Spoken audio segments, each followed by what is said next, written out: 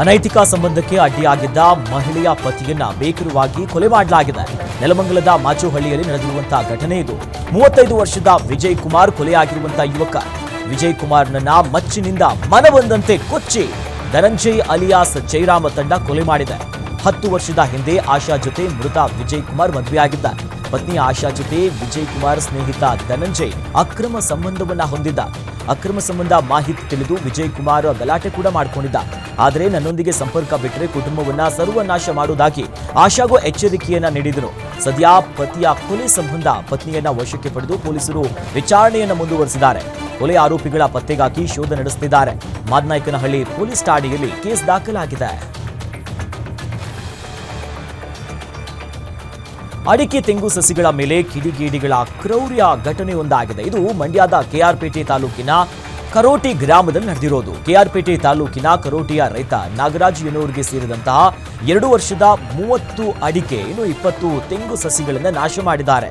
ಹಳೆಯ ದ್ವೇಷಕ್ಕೆ ಅಡಿಕೆ ತೆಂಗನ್ನು ನಾಶ ಮಾಡಿರೋದು ಅವನ ಶಂಕೆ ಈಗ ವ್ಯಕ್ತವಾಗ್ತಿದೆ. 2 ವರ್ಷದ ಸಸಿಗಳ ಮೇಲೆ ಕಿಡಿಗೇಡಿಗಳ ಈ ಕೃತ್ಯಕ್ಕೆ ಸಾವಿರಾರು ರೂಪಾಯಿ ನಷ್ಟ ಉಂಟಾಗಿದ್ದು ರೈತ ಕಂಗಲಾಗಿದ್ದಾರೆ. ಕಿಡಿಗೇಡಿಗಳನ್ನ ಪತ್ತೆ ಹಚ್ಚಿ ಸೂಕ್ತ ಕ್ರಮಕ್ಕೆ ಆಗ್ರಹಿಸಿದ್ದಾರೆ. ಹೀಗಾಗಿ ಕಿಕ್ಕೇರಿ ಪೊಲೀಸ್ ಠಾಣೆಯಲ್ಲಿ ಪ್ರಕರಣ ದಾಖಲಾಗಿದೆ.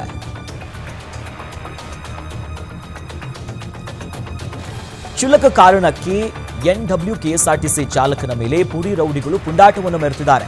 ಹುಬ್ಬಳ್ಳಿಯ ಗದಗ ರಸ್ತೆಯ ಸೇಂಟ್ ಜಾನ್ಸ್ ಚರ್ಚ್ ಮುಂದೆ ಈ ಘಟನೆ ನಡೆದಿದೆ. ಇಬ್ಬರು ಪುಡಿ ರೌಡಿಗಳಿಂದ ಚಲಿಸುತ್ತಿದ್ದಂತ ಬಸ್ ಅನ್ನ ನಡು ರಸ್ತೆಯಲ್ಲಿ ನಿಲ್ಲಿಸಿ ಡ್ರೈವರ್ಗೆ ಥಳಿಸಿ ಗಲಾಟೆ ಮಾಡಿದ್ದಾರೆ.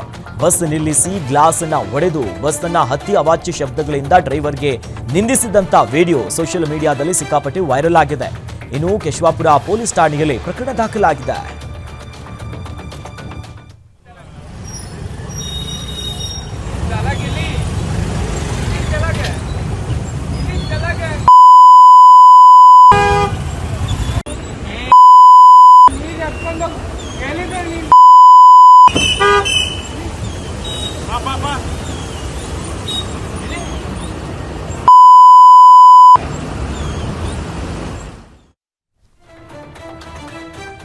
ವಿವಿಧ ಬೇಡಿಕೆಗೆ ಆಗ್ರಹಿಸಿ ಸರ್ಕಾರದ ವಿರುದ್ಧ ಬೀದಿಗಿಳಿದು ಆಶಾ ಕಾರ್ಯಕರ್ತರು ಚಿತ್ರದುರ್ಗದಲ್ಲಿ ಪ್ರತಿಭಟನೆ ನಡೆಸಿದರು. ನಗರದ ಹಳೆಯ ಮಾಧ್ಯಮಿಕ ಶಾಲೆಯಿಂದ ಡಿಸಿ ವೃತ್ತಕ್ಕೆ ಪ್ರತಿಭಟನಾ ಮೆರವಣಿಗೆಯನ್ನ ಮಾಡಿದ್ರು.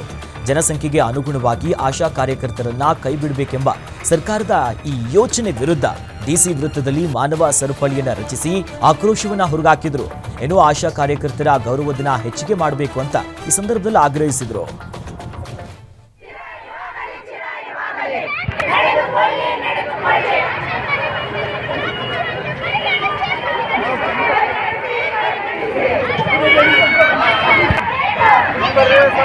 ಸ್ಟ್ರೈಕ್ ಮಾಡಿದ್ದು ಇದುವರೆಗೂ ನಮಗೆ 6ನೇ ತಿಂಗಳಾಯಿತು. ಇದುವರೆಗೂ ಘೋಷಣೆನ ಮಾಡಿಲ್ಲ. ಮತ್ತೆ ಅಂಗನವಾಡಿ ಬಿಸಿ ಊಟದವರಿಗೆ ಅದು 1,000 ಘೋಷಣೆ ಮಾಡೋದು ಕೊಟ್ಟಿದ್ದಾರೆ, ನಮಗೆ ಕೊಟ್ಟಿಲ್ಲ. ಅದಕ್ಕೆ ಅದನ್ನ 10,000 ನಮಗೆ ನಿಗದಿತ ವೇತನ ಮಾಡಬೇಕು. ಮತ್ತೆ ಏನು ಜನಸಂಖ್ಯೆಗೆ ಆಧಾರಿತ. ಬಾಗಲಕೋಟೆಯಲ್ಲಿ ಎಗ್ಗಿಲ್ಲದೆ ಮಾಮ ಮಾರಾಟ ದಂಧೆ ನಡೀತಾ ಇದ್ದು ಜಮಖಂಡಿ, ರವಕವಿ, ಬನಹಟ್ಟಿ ತಾಲೂಕಿನಲ್ಲಿ ಹೆಚ್ಚು ಈ ಮಾಮ ಮಾರಾಟ ಜಾಲ ಪತ್ತೆಯಾಗಿದೆ. ಒಂದೇ ತಿಂಗಳಲ್ಲಿ ಜಮಖಂಡಿ ನಗರದಲ್ಲಿ 25 ಕಡೆ ರೇಡ್ ನಡೆಸಿ ಪ್ರತ್ಯೇಕ 25 ಪ್ರಕರಣವನ್ನು ದಾಖಲು ಮಾಡಿಕೊಂಡಿದ್ದಾರೆ. ಮಾಮ ಉತ್ಪಾದನೆ ಅಡ್ಡೆಗಳನ್ನ ಸೀಸ್ ಮಾಡಿದ್ರು. ಮಾಮ ಮಾರಾಟ ಮಾತ್ರ ನಿಲ್ತಾ ಇಲ್ಲ. ಇನ್ನು ನೆರೆಯ ಜಿಲ್ಲೆ ಈ ತಾಲೂಕಿನಿಂದ ಜಮಖಂಡಿ, ರಬಕವಿ, ಬನಹಟ್ಟಿ ನಗರಗಳಿಗೆ ಮಾಮ ಸಪ್ಲೈ ಆಗ್ತಾ ಇದ್ದು ವಲಸೆ ಮಾಮ ಮಾರಾಟ ದಂಧೆಕೋರರನ್ನ ಪೊಲೀಸ್ ಇಲಾಖೆ ಹೆಡಮುರಿ ಕಟ್ಟಬೇಕಾಗಿದೆ. ಪೊಲೀಸರ ಜೊತೆ ಆರೋಗ್ಯ ಇಲಾಖೆ ಸಹ ಕೈಜೋಡಿಸಬೇಕಾಗಿದೆ ಅಂತ ಸ್ಥಳೀಯರು ಆಗ್ರಹಿಸಿದ್ದಾರೆ.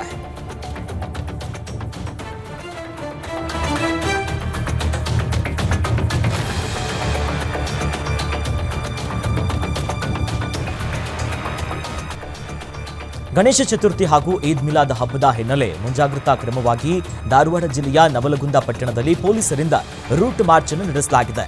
ನವಲಗುಂದ ಸಿಪಿಐ ರವಿ ಕಪ್ಪತಣ್ಣವರ ನೇತೃತ್ವದಲ್ಲಿ ಪಟ್ಟಣದ ಪೊಲೀಸ್ ಠಾಣೆಯಿಂದ ಪ್ರಾರಂಭ ಆಗಿ ಕಳಿಮಠ, ರಾಮಲಿಂಗ ಓಣಿ, ಬೋವಿ ಓಣಿ, ಇನ್ನು ಗಾಂಧಿ ಮಾರುಕಟ್ಟೆ, ಬಸ್ ಸ್ಟ್ಯಾಂಡ್ ಮಾರ್ಗವಾಗಿ ರೂಟ್ ಮಾರ್ಚ್ ಅನ್ನು ನಡೆಸಿದರು.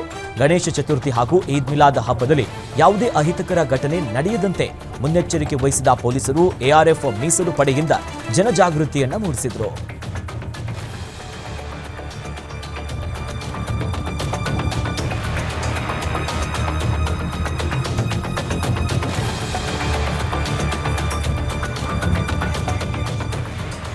ಮಂತ್ರಾಲಯದ ಗೋಶಾಲೆಯಲ್ಲಿ ಅಗ್ನಿ ಅವಘಡ ಸಂಭವಿಸಿದೆ. ರಾಯಚೂರಿನ ನೂರಾರು ಹಸುಗಳಿರುವಂತ ರಾಯರ ಮಠದ ಗೋಶಾಲೆಯಲ್ಲಿ ಘಟನೆಯಾಗಿದೆ. ಗೋಶಾಲೆಯಲ್ಲಿ ಸಂಗ್ರಹ ಮಾಡಿಟ್ಟಂತಹ ಈ ಹುಲ್ಲಿನ ಬವಣೆಗಳು ಶಾರ್ಟ್ ಸರ್ಕ್ಯೂಟ್ನಿಂದ ಹೊತ್ತಿ ಉರಿದಿದೆ. ಕೂಡಲೇ ಗೋಶಾಲೆಯ ಸಿಬ್ಬಂದಿ ಬೆಂಕಿಯನ್ನ ನಿಂದಿಸುವಲ್ಲಿ ಯಶಸ್ವಿಯಾಗಿದ್ದಾರೆ. ಅದೃಷ್ಟವಶಾತ್ ಯಾವುದೇ ಗೋವುಗಳಿಗೆ ಪ್ರಾಣಹಾನಿ ಸಂಭವಿಸಿಲ್ಲ.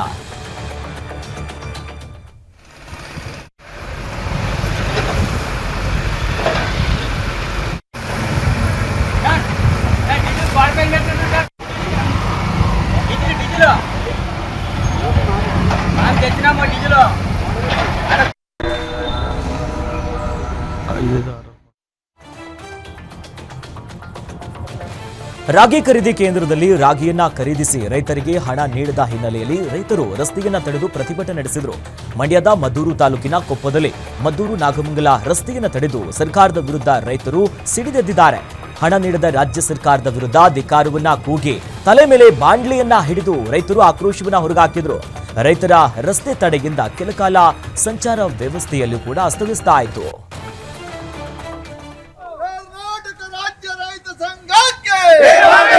ರೈತ ಹೋರಾಟಕ್ಕೆ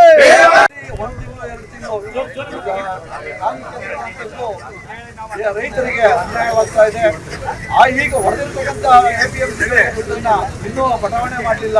ಯಾಕೆಂದ್ರೆ ನಮ್ಮ ರೈತರು ತಿರ್ಗಾ ಬೆಳೆ ಒಟ್ಟಬೇಕು ಅಂದ್ರೆ ಯಥಾ ಪ್ರಕಾರ ಆ ದುಡ್ಡನ್ನೇ ತಂದು ಬೆಳೆ ಒಟ್ಟಬೇಕು.